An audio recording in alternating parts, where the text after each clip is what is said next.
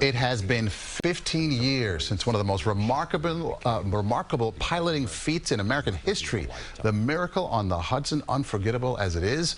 Captain Chesley Sully Sullenberger landed that packed jet on the river, saving 155 lives. Still hard to believe after all these years. CBS 2's Dick Brennan covered this incredible story back then, and now he spoke with two passengers about their escape.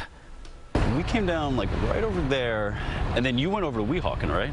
Leonard and Ian Wells returned to the scene of the miracle. Can you guys believe 15 years? I'm just so blessed to be here, honestly. Yeah, no, at 15 years, I was a college student. Now I've been able to build a life, build a business, and I'm so incredibly grateful.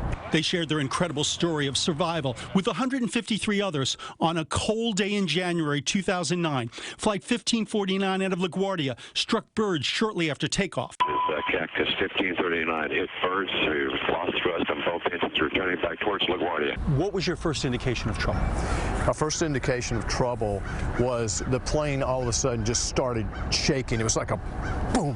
What was the scariest part? It was silence. The plane goes, and it sounded like a clicking sound. It's a click, a click, a click, like you're turning over on a car. And I immediately look out and I say, the engines are off. The engines are off. The captain took the plane and just started going down like a roller coaster.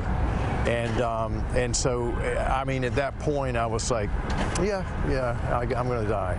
And we make this hard left turn, and all I see is building, building, buildings. And so I see us going down, and I say, oh my God, we're going to go in the river. Captain Chesley Sully Sullenberger told controllers he wasn't making it back to the airport. Okay, which runway would you like at Teterboro? We're going to be in the Hudson. There was one announcement, and that was, this is the captain, brace for impact.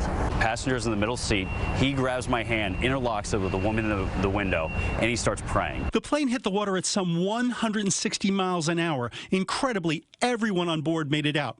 Barry Leonard wound up in the hospital with a cracked sternum, but told everyone back then how a crew member had given him the shirt off his back. People were saying, great job landing the plane, and I was like, I didn't land the plane. Ian Wells made his way out, one of the last few to escape the waterlogged fuselage. I look out, everybody's standing on the wing. There's no room to get out there. I would have to essentially like push somebody out of the way. So I'm like, I can't go out that way.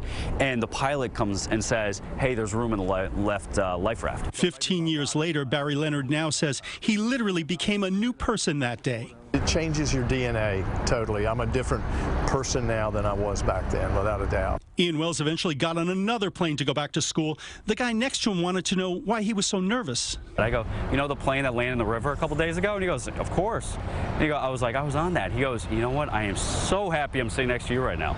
I go, why is that? He goes, nobody gets in 2 plane crashes in 1 week. He goes, this plane's fine. I'll see you in Miami.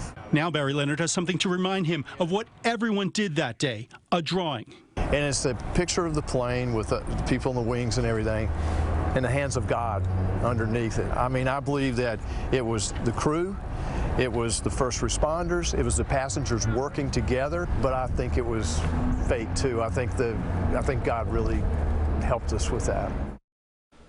The passengers and crew still get together, and they say they're like a big family.